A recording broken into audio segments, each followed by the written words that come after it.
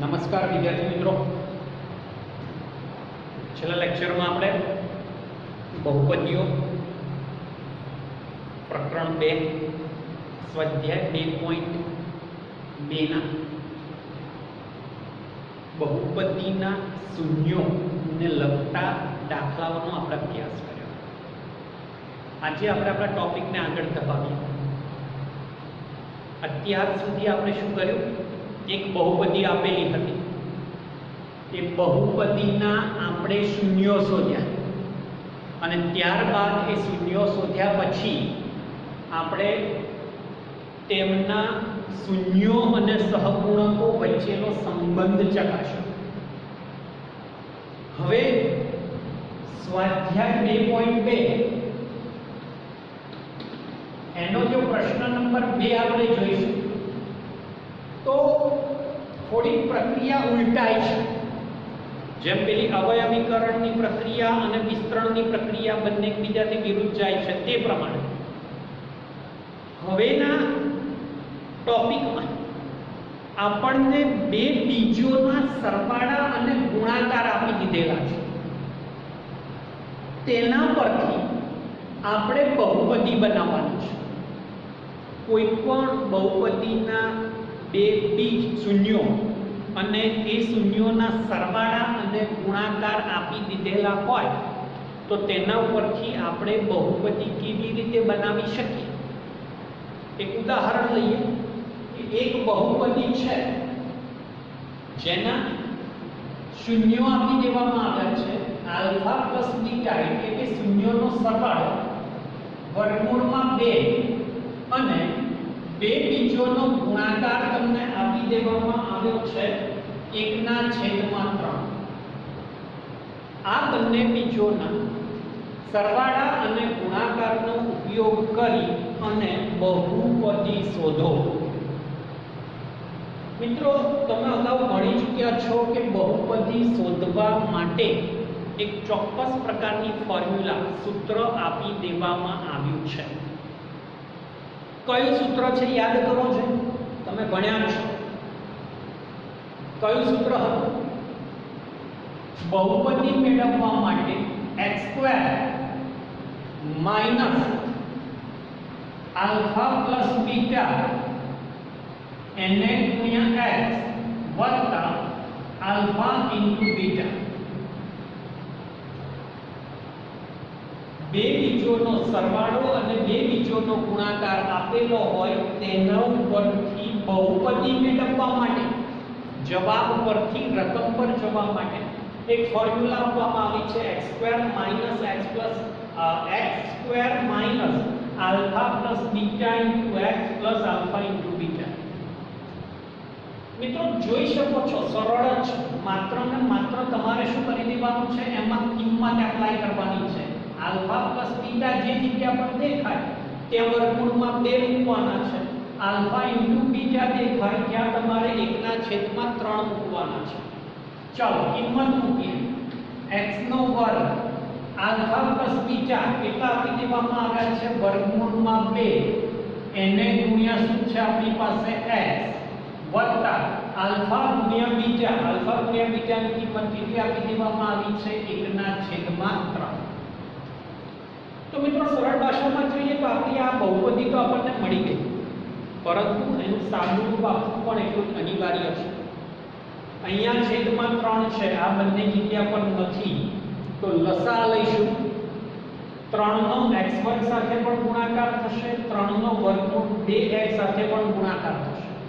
તો પદ કયું મિત્રો આવું બનશે? 3 નો અહીંયા છેદમાં 1 છે, કશું નથી, મારે છેદમાં 3 લખવા છે, મતલબ અંશમાં પણ 3 વડે ગુણીશ અને છેદમાં પણ 3 વડે ગુણીશ. એટલે જરાક વિસ્તારથી જો મારે સ્ટેપ લખવું હોય તો કંઈક આ રીતે લખું: x² 3 વડે અંશમાં ગુણાકાર 3 વડે ભાગાકાર. મિત્રો, આ સ્ટેપ પરીક્ષામાં લખવું જરૂરી નથી જ લખવાનું, ફક્ત ને ફક્ત સમજૂતી માટે.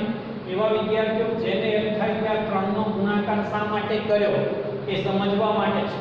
તે જ પ્રમાણે અહીંયા પણ 3 વર્ગમૂળ 2x આખાના છેદમાં 3 આ પદમાં પણ અંશમાં 3 વડે ગુણ્યા છેદમાં 3 વડે ભાગાકાર કરે, અહીંયા પણ 3 વડે ગુણાકાર 3 વડે ભાગાકાર, અને અહીંયા ઓલરેડી 1 ના છેદમાં 3 છે જ, માટે કોઈ વડે ગુણાકાર કે ભાગાકાર કરવાની જરૂરિયાત રહેતી નથી. જોઈ શકો છો આવું કરવા પાછળનો ઉદ્દેશ શું? સમછેદી પદ બનાવવા, દરેકે દરેક પદના છેદ સરખા બને એટલા માટે આપણે આ પ્રક્રિયા કરી કે આ પદ પરીક્ષામાં કે પેપરમાં કે નોટબુકમાં લખવું જરૂરી નથી, ફક્ત ને ફક્ત તમારી સમજૂતી સ્પષ્ટ કરવા માટે જ છે. જ્યારે છેદ સરખા હોય ત્યારે અંશોનો સીધો સરવાળો અથવા તો સીધી બાદબાકી થઈ શકે. 3x નો વર્ગ ઓછા 3 વર્ગમૂળમાં 2x વત્તા 1 આખાના છેદમાં. હવે છેદમાં 3 છે અને આપણે બહુપદીના સ્વરૂપમાં લખવું હશે તો શું થઈ જશે? 3 ને આપણે 1 ના છેદમાં 3 ને આપણે સામાન્ય પદ તરીકે બહાર કાઢી લઈશું. 1/3 3x નો વર્ગ ઓછા 3 વર્ગમૂળમાં 2x વત્તા 1 એટલે કે આ શું મળ્યું તમને?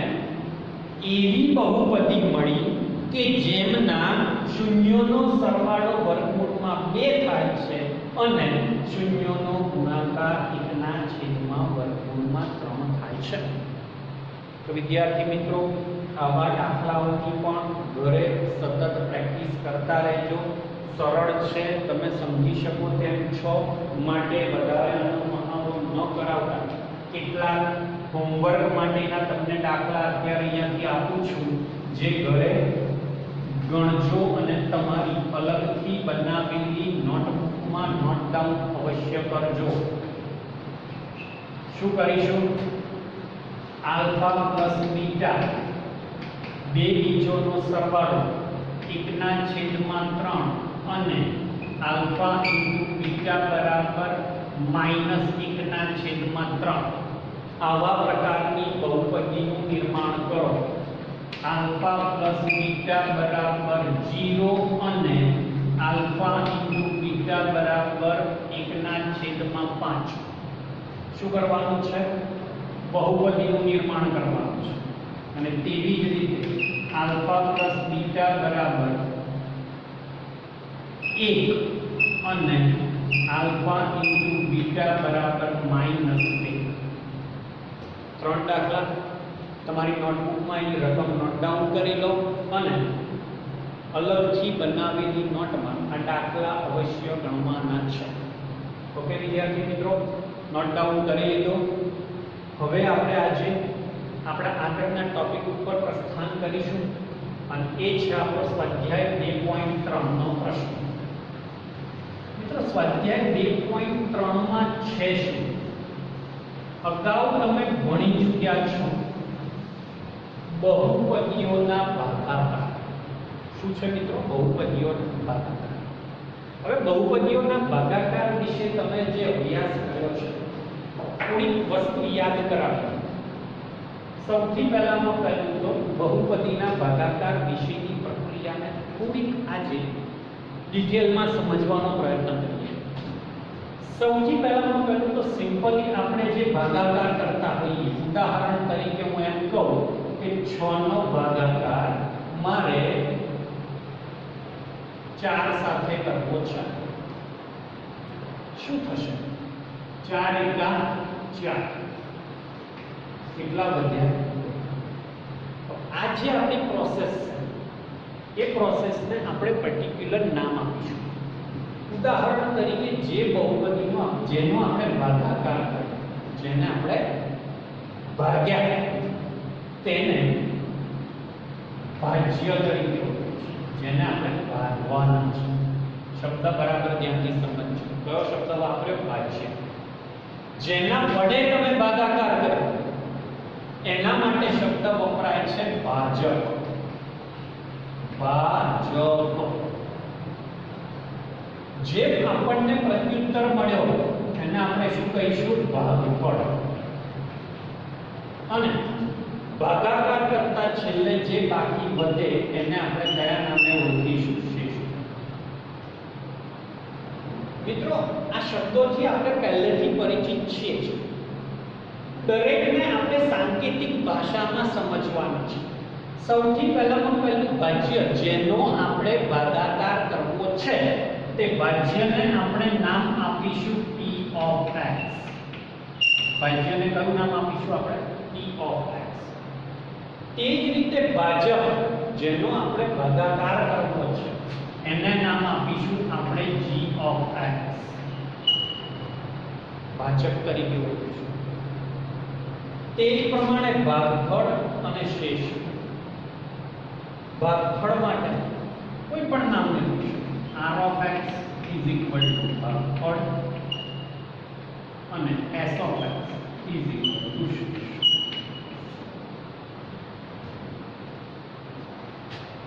q of x is equal to ભાગફળ અને r of x is equal to શેષ. p of x ભાજ્ય, g of x ભાજક, q of x ભાગફળ અને r of x શેષ. મિત્રો એક સૂત્ર પણ તમે ભણ્યા છો, જો યાદ રાખો. ગુજરાતી ભાષામાં એ સૂત્ર કંઈક આવી રીતે લખાય કે ભાજ્ય હંમેશા કોના જેટલો થાય? ભાજ્ય હંમેશા કોના જેટલો થાય? તો એવું કહે છે કે ભાગફળ અને ભાજકનો ગુણાકાર કરી દેવામાં અને શેષ એની અંદર ઉમેરી દેવામાં. ભાજ્ય હંમેશા કોના જેટલું થશે? ભાગફળ અને ભાજકના ગુણાકાર જેટલું, અને સાથે સાથે શું કરી દેવાનું છે? શેષ એની અંદર ઉમેરી દેવાનું છે. એટલે સાંકેતિક ભાષામાં લખીશું તો p of x is equal to ભાગફળ q of x ભાજક g of x અને શેષ r of x. કેવી રીતે બન્યું? સિમ્પલ આપણી સમક્ષ ઉદાહરણ છે. કયું ઉદાહરણ? 6 નો ભાગાકાર 4 વડે. શું આપણને કહ્યું છે કે ભાજ્ય અહીંયા કેટલા આપી દેવામાં આવ્યા છે? 6. 6 કેવી રીતે થશે? ભાગફળ ગુણ્યા ભાજક. ભાગફળ કેટલું મળ્યું છે આપણને? 1. એને ગુણ્યા ભાજક કેટલો છે આપણી પાસે? 4. અને એને વત્તા શેષ, એટલે કે શેષ કેટલી બની છે? સાદુરૂપ આપશો તો વિદ્યાર્થી મિત્રો સમજી શકશો. 4 એકા 4 વત્તા 2 6 બરાબર 6. એટલે કે ભાજ્ય કેટલા મળશે? 6. આ એક એના સૂત્રના ભાગરૂપે તમારી નોટબુકની અંદર નોટ ડાઉન કરી રાખો. હવે આજે આપણે સિમ્પલ ઉદાહરણ દ્વારા ભાગાકારની પ્રક્રિયાનું ફરી પાછું એક વખત પુનરાવર્તન કરીશું. એના માટે તમને એક રકમ આપી દેવામાં આવી છે અને કહ્યું છે કે ભાગફળ અને શેષ p of x એટલે કે ભાજ્ય બહુપદી આપી દેવામાં આવી છે 3x નો ઘન વત્તા x વર્ગ વત્તા 2x વત્તા 5. એનો ભાગાકાર g of x is equal to 1 plus 2x plus x square. આપેલ બહુપદીને તેની ભાજક બહુપદી વડે ભાગાકાર કરી q of x એટલે કે ભાગફળ અને શેષ શોધવાનું છે. મિત્રો આમ તો તમને સરળતાથી ખબર જ છે કે ભાગાકારની પ્રક્રિયામાં આપણે શું કરતા આવ્યા છીએ. સૌથી પહેલા ભાજ્ય બહુપદી આપણે અંદર લખીશું. મિત્રો લખતા પહેલા એટલું યાદ રાખજો કે જે બહુપદી છે તે બહુપદીને હંમેશા તેના ઘાતના ઉતરતા ક્રમમાં લખો. કેવી રીતે લખવાની છે? તેના ઘાતના ઉતરતા ક્રમમાં લખવાની છે. કેવી રીતે લખીશું? ઓલરેડી છે 3x નો ઘન વત્તા x વર્ગ વત્તા 2x વત્તા 5. મિત્રો ભાજક બહુપદી છે 1 વત્તા 2x વત્તા x નો ઘન. ડિફરન્ટ થોડો ભેદ દેખાય છે. p of x તમને ઘાતના ઉતરતા ક્રમમાં આપેલું છે અને g of x તમને ઘાતના ચડતા ક્રમમાં આપેલું છે. આવા પ્રકારની જ્યારે રકમ આવે ત્યારે કાં તો બંનેને એટલે કે p ઓફ x અને g ઓફ x બંનેને કોઈ ચોક્કસ ઓર્ડરમાં રાખો. એટલે કે જો ઉતરતો ક્રમ તો p ઓફ x અને g ઓફ x બંનેનો ઉતરતો, અને જો ચડતો ક્રમ તો બંનેનો ચડતો. આપણે આપણી સરળતા ખાતર, કારણ કે છેલ્લે જ્યારે શેષ વધવાની વાત આવતી હોય ત્યારે હંમેશ માટે એક જ પ્રક્રિયાને ફોલો કરવાની છે. હંમેશા p ઓફ x અને g ઓફ x ને તમારે ઘાતના ઉતરતા ક્રમમાં જ રાખવાના છે. તો જો એ પ્રમાણે હું ઘાતના ઉતરતા ક્રમમાં હું આને લખીશ તો સૌથી પહેલામાં પહેલું મોટામાં મોટી ઘાત કેટલી આપવામાં આવી છે 2, એટલે કે પહેલા સ્ટેપ તરીકે હું શું લખીશ x નો વર્ગ. ત્યાર પછી એક ઘાત એટલે કે કેટલા લખીશ 2x, અને ત્યાર પછી શું રહેશે અચળ. મિત્રો એક ભાગાકારની પ્રક્રિયાને મારે સ્વરૂપ આપવું છે. ચાલો ગણતરી તરફ ધ્યાન આપીશું. એક સરળ પ્રક્રિયા કે જેવા વિદ્યાર્થીઓ જેને ભાગાકારની પ્રક્રિયા સરળતાથી આવડે છે એમના માટે તો કોઈ બહુ વાંધો નથી આવતો, સરળતાથી પ્રક્રિયા કરી છે. પરંતુ એવા વિદ્યાર્થીઓ જેને ભાગાકારની પ્રક્રિયાથી તકલીફ પડે છે એમના માટે એક થોડી સમજણ પડે તે રીતે એક ડિટેલમાં સમજાવવાનો પ્રયત્ન કરું છું. સૌથી પહેલામાં પહેલું તો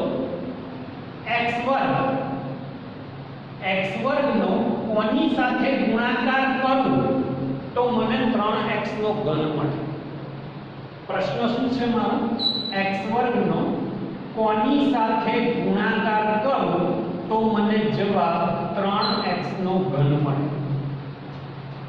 સિમ્પલ, મારે ક્વેશ્ચન માર્ક શોધવો છે, પ્રશ્નાર્થ ચિહ્ન શોધવો છે. તો સ્વાભાવિક છે એની સાથે જોડાયેલું ગુણાકારનું પદ જો હું જમણી તરફ લઈ જઈશ તો શું થશે? અંશમાંથી ક્યાં જશે? છેદમાં. એટલે કે મારે ક્વેશ્ચન માર્ક શોધવો છે 3x નો ઘન છેદમાં x2. મિત્રો આ પ્રક્રિયા ફક્ત સમજૂતી માટે છે. જેવા વિદ્યાર્થીઓને ભાગાકારની પ્રક્રિયાથી થોડો ડર બીક લાગતો હોય અથવા સમજણ ન પડતી હોય તે વિદ્યાર્થીઓ આ પ્રક્રિયાથી કામ કરી શકે. જોઈ શકો છો હજુ આનું સાદું રૂપ આપો તો શું થઈ શકે?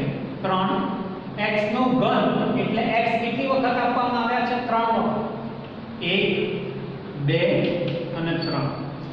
તે જ પ્રમાણે છેદમાં x કેટલી વખત આપવામાં આવ્યા છે? 2 વખત.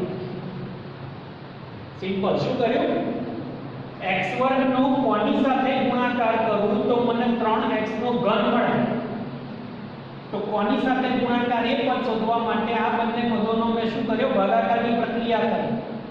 3x નો ઘન એટલે કે 3 ગુણ્યા x ગુણ્યા x ગુણ્યા x અને છેદમાં x વર્ગ એટલે કે x ગુણ્યા x.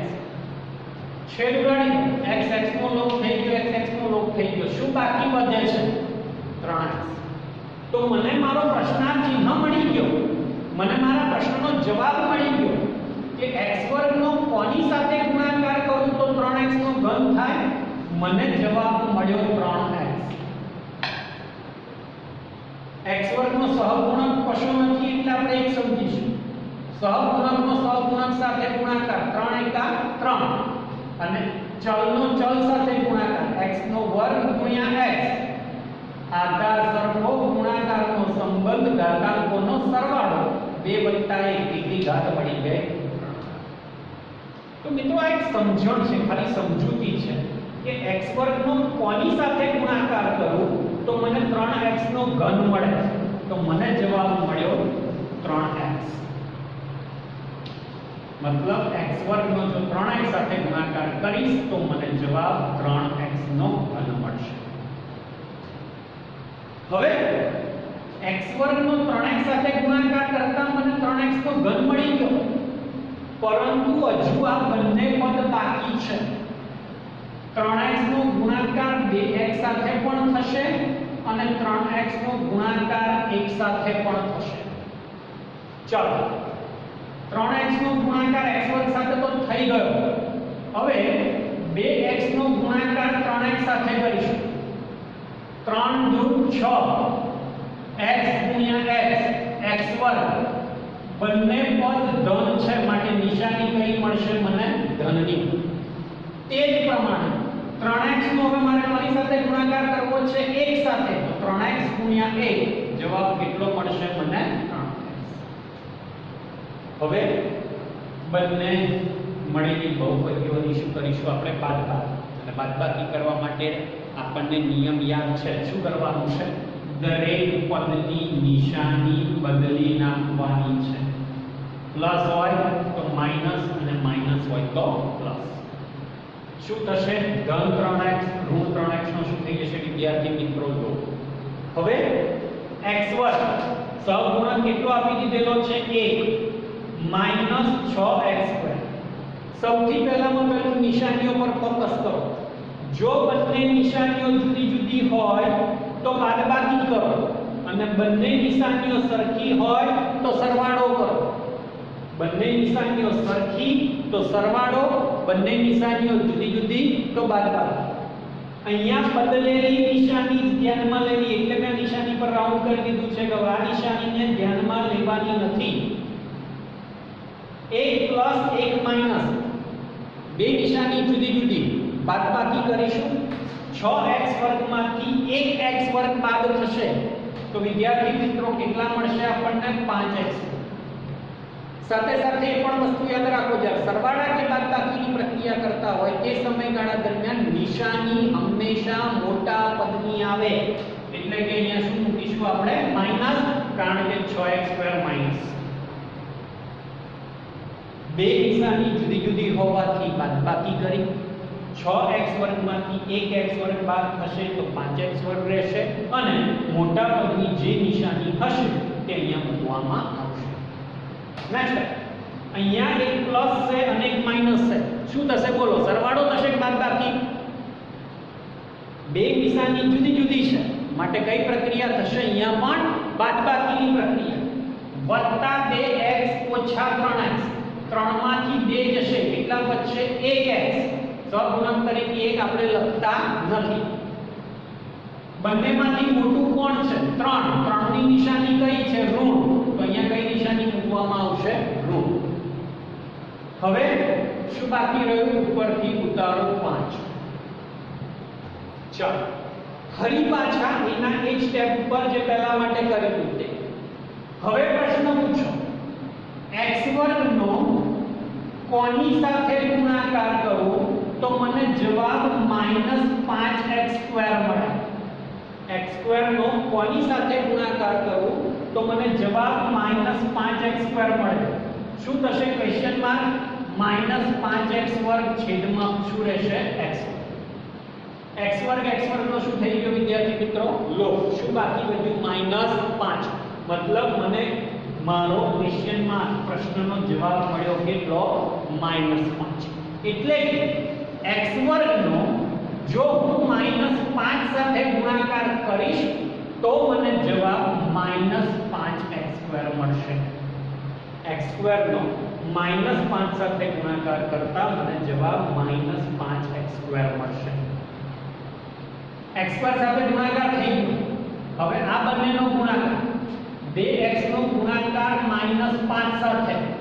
5 દુ 10 પણ કેવા? માઈનસ, એટલે કે -10x. અને ઋણ 5 નો ગુણાકાર કોની સાથે કરવાનો છે? 1 સાથે. જવાબ શું મળશે? -5.